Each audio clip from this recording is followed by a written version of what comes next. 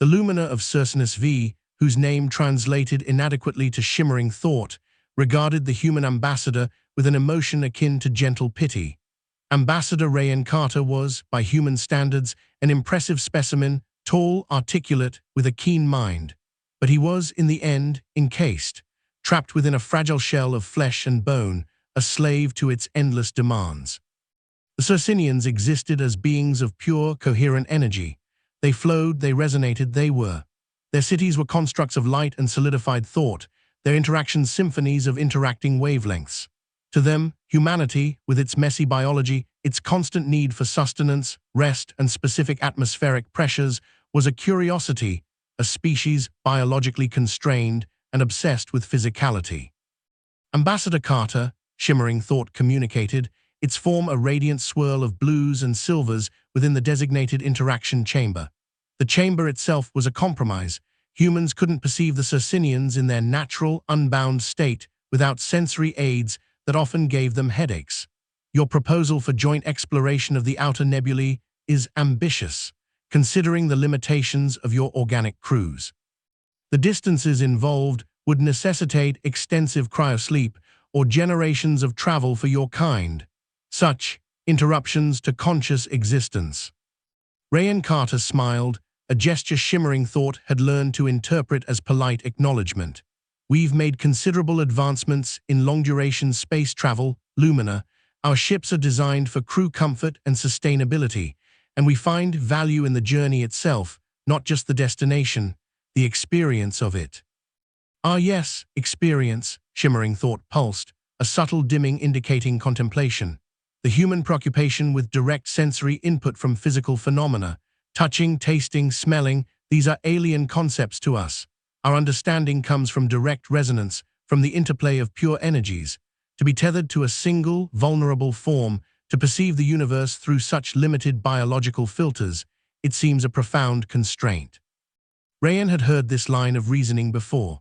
The Circinians weren't hostile, merely superior in their own ethereal way. They saw human efforts to explore, to build, to live in their physical way as a charming, if rather inefficient, struggle against inherent limitations. Human art, human emotion, human attachment to physical objects, all seen as byproducts of their biological chains. Our physicality also allows us certain perspectives, Lumina, Rayan countered mildly. We interact with the universe on a material level that pure energy beings might overlook. There are subtleties in the physical realm that hold their own truths. Shimmering thought emitted a pulse of what might have been amused skepticism. Perhaps, Ambassador, but the vulnerabilities are undeniable. Your forms are susceptible to radiation, to impact, to decay. You require constant maintenance. We simply are eternal, adaptable, unbound. The discussion, like many before it, ended in a polite stalemate. The Circinians would continue to view humans as fascinatingly fragile, and humans would continue to push the boundaries of their physical existence, driven by a curiosity the Circinians found baffling. Captain Lena Hansen, of the survey ship Pathfinder, sighed as she took a large bite of a nutrient bar that tasted vaguely of synthetic chicken. Her body ached. They'd spent 3 days in bulky EVA suits, mapping a dense asteroid cluster rich in rare isotopes. The work was grueling, the suits were heavy, and the recycled air always smelled faintly of old socks. Feeling your biological constraints, Captain? Her science officer, Dr. Aris Thorne, quipped from his station. Thorne, a lanky man with perpetually messy hair and an insatiable curiosity, was reviewing sensor logs. Unlike the Circinians, Thorne found human physicality a source of endless fascination, a complex machine capable of incredible resilience. Just enjoying the full sensory experience of muscle fatigue and a craving for real coffee, Lena retorted. Any anomalies in those logs, Aris, or just more space rocks? Mostly rocks, Aris admitted, though there was a faint gravimetric whisper a few hours back, too transient to lock onto, probably just a microsingularity shedding some Hawking radiation. He frowned.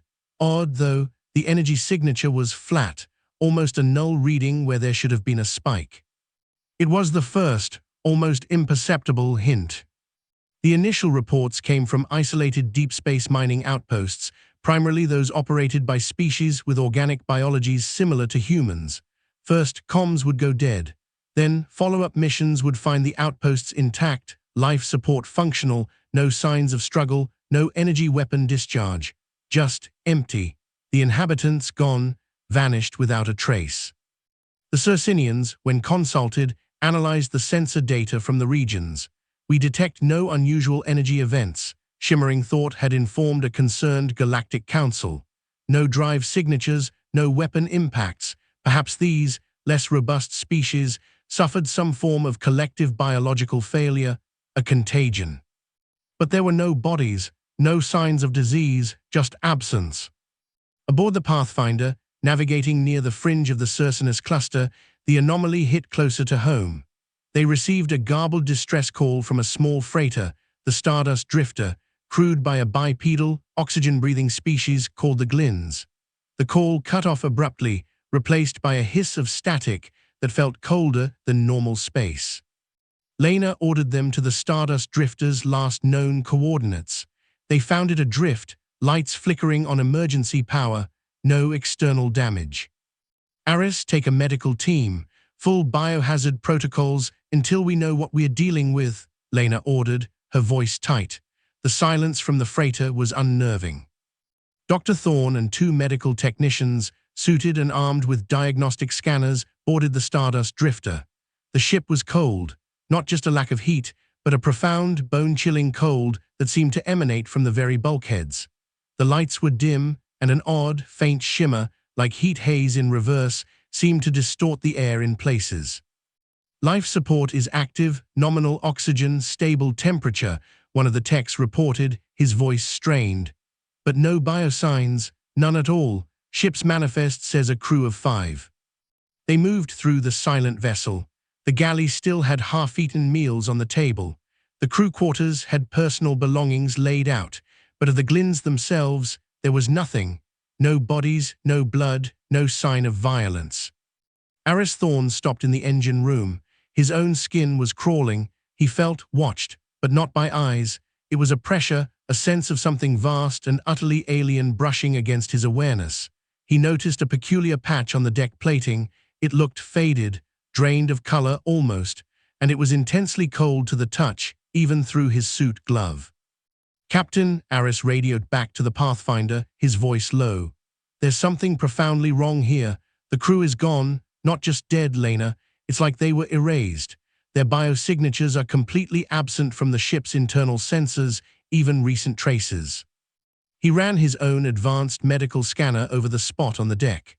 I'm getting residual quantum fluctuations, highly unusual, and a localized drop in background bioluminescence from the emergency lichen we cultivate on our suit seams. It's dimming right here. Back on the Pathfinder, Lena felt a chill that had nothing to do with the ship's temperature. Erased. Aris, what does that mean? I don't know yet, Aris admitted, but whatever happened here, it wasn't conventional. No energy weapons, no forced entry. It's like something just consumed their life force, leaving nothing behind. The very air feels hungry. The incidents increased. A human colony on Persephone IV went silent. A Xylosian research vessel, crewed by carbon-based reptilians, vanished in the Kepler belt, the only common denominator. The victims were all organic, physical beings. Ships crewed by energy-based species or automated drone fleets passed through the same regions unscathed, their sensors detecting nothing amiss. The Circinians remained perplexed. The data is insufficient, Shimmering thought communicated to an increasingly panicked galactic council. These events leave no energy traces we can discern. Perhaps it is a targeted psychosocial phenomenon affecting organic consciousness. Their theories grew more esoteric, more detached from the terrifying reality facing physical beings. They couldn't see it, couldn't sense it, so to them, it barely registered as real. Lena Hansen made a decision. The Pathfinder would patrol the affected areas, equipped with every sensor Dr. Thorne could devise. They would be bait. This is reckless, Aris, she said, watching him calibrate a new array of quantum entanglement detectors. If these things can make a whole colony disappear. And if we don't understand it, Lena, how can we fight it? Aris countered. The Circinians are useless here. Their senses operate on a different plane. We, with our biological constraints, are the only ones who seem to be on the menu. That means we're also the only ones who can truly perceive the chef. The first direct encounter was subtle, terrifying. Crewman Davies, on watch in a remote sensor station aboard the Pathfinder, let out a strangled gasp. His voice over the comm was thin, reedy. "Captain, I feel cold, so cold. There's something here." Lena and Aris raced to the station. By the time they arrived, Davies was slumped in his chair, eyes wide and staring, a rime of frost on his console. He was alive, but barely. His skin was pale, his breathing shallow. He was unresponsive.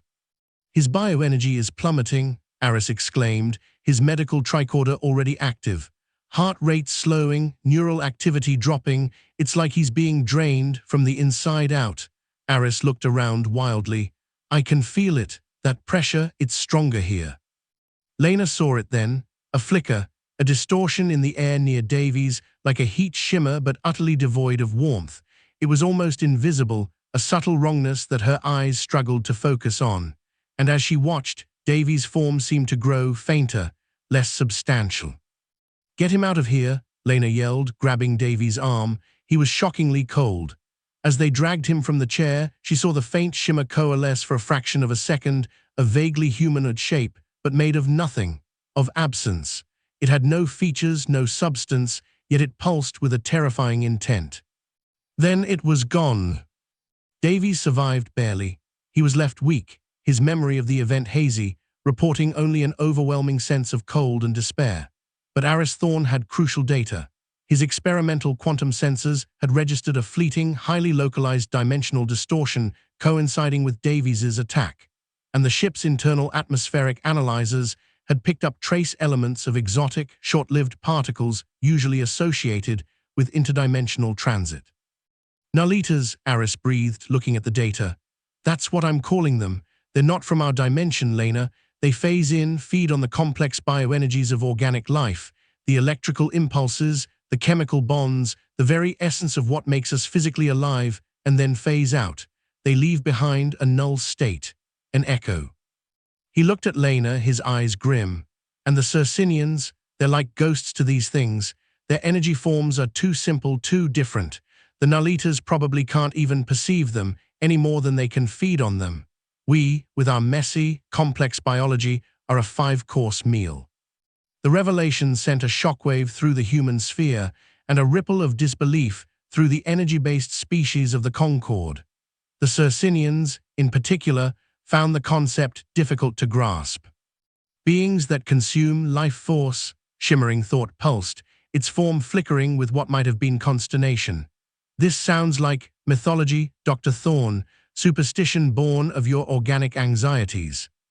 "With all due respect, Lumina," Aris retorted, his image displayed in the Circinian interaction chamber, "the mythology is currently decimating organic populations across 3 sectors. We have sensor readings, we have victims, we have a working theory. What we don't have is a way to stop them.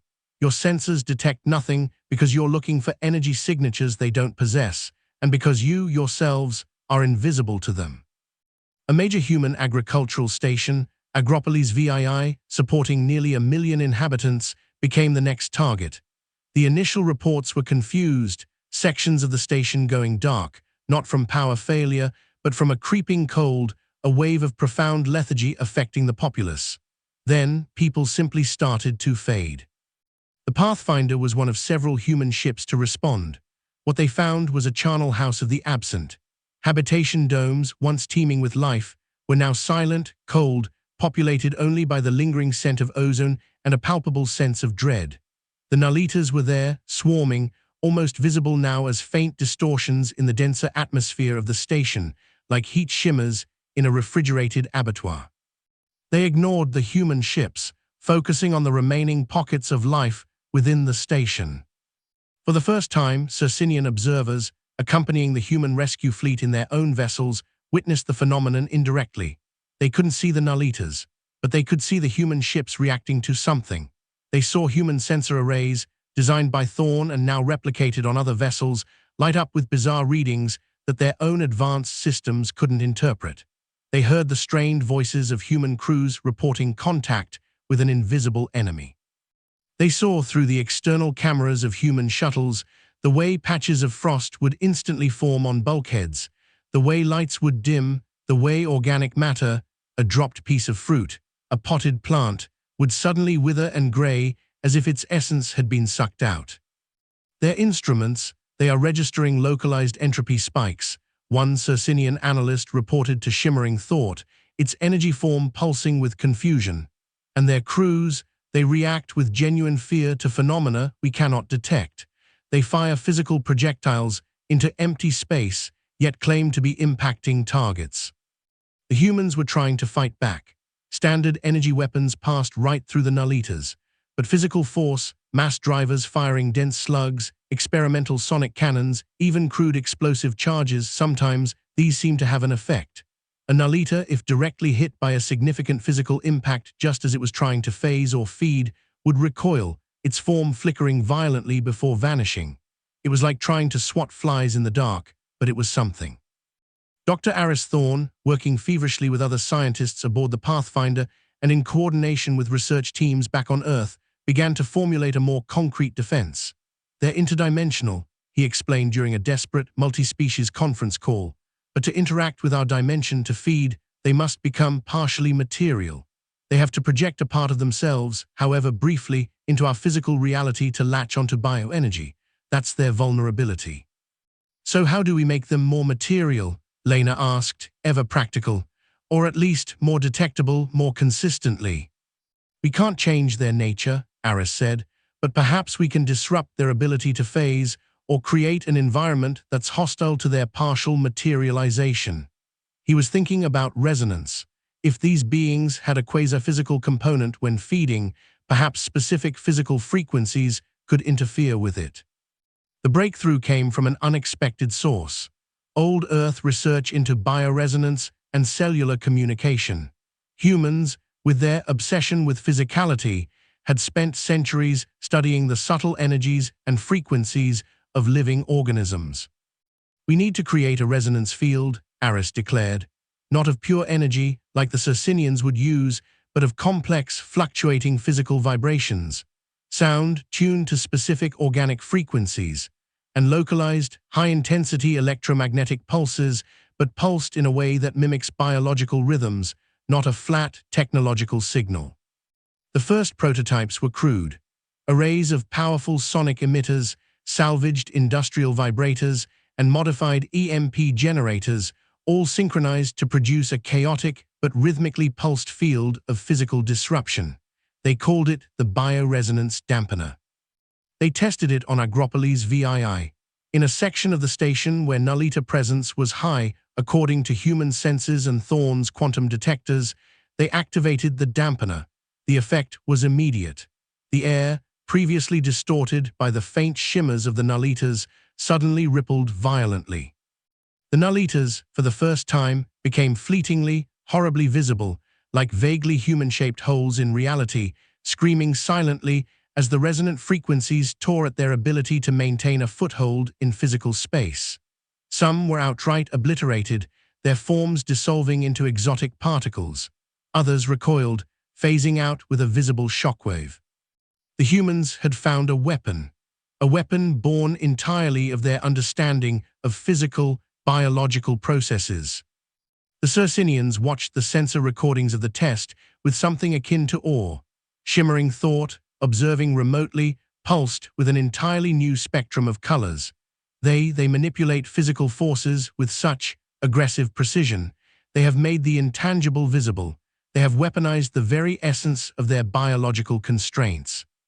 The bioresonance dampener wasn't a perfect solution. It was energy-intensive and had a limited range. But it worked. Human ships and outposts began to be equipped with them. The nullitas, creatures that fed on life, began to encounter pockets of reality that were actively, physically hostile to their presence. The tide, slowly, began to turn. In the aftermath, the Galactic Council chamber was filled with a new kind of silence. The energy-based species, particularly the Circinians, were engaged in a profound re-evaluation. Their dismissal of humanity's physical obsession now seemed short-sighted, even arrogant. Your understanding of the material universe, it is far deeper than we perceived, Shimmering Thought communicated to Ambassador Carter and Dr. Thorne, who were addressing the council. Your biological constraints have, in fact, granted you a unique sensory array, an interface with a layer of reality to which we were utterly blind. Ray and Carter nodded. Our bodies, lumina, are our first and most intimate connection to the universe. They inform our science, our intuition, our very perception of existence. We learn to understand the physical because we are physical.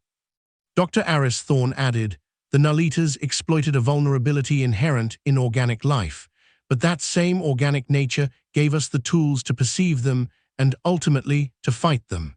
Our science is rooted in observing and interacting with matter and biological energy. It was the only science that could have addressed this threat. Humanity's standing in the galaxy shifted. They were no longer just the fragile organics. They became the recognized experts in interdimensional biological threats, the galaxy's early warning system and first line of defense against horrors that slipped between the cracks of reality. The Circinians and other energy beings began to fund human research into these areas, offering their vast computational power to assist human scientists in understanding the physical data they gathered. They even began to develop new respect for human clutter, the need for varied foodstuffs, for sleep cycles, for emotional expression. These were no longer seen as mere inefficiencies, but as aspects of the complex biological engine that had saved them. The Circinians started requesting human consultants, not just for science, but for understanding organic threat psychology, a field they hadn't even known existed. Captain Lena Hansen, back on the Pathfinder, now retrofitted with a more advanced bioresonance dampener, took a sip of actual freshly brewed coffee. It was a small physical pleasure, one the Circinians would never understand. But as she looked out at the star-dusted void, she knew that her fragile, demanding, wonderfully complex human body and the collective physicality of her species was more than just a constraint. It was a unique window onto the universe. And sometimes, it was the only thing standing between the galaxy and the things that lurked in the dark, hungry for the very spark of physical life. The energy beings might be ethereal and advanced, but when something came slithering out of the walls of reality, it was the biologically constrained and obsessed with physicality, humans who knew how to hit it with a proverbial stick.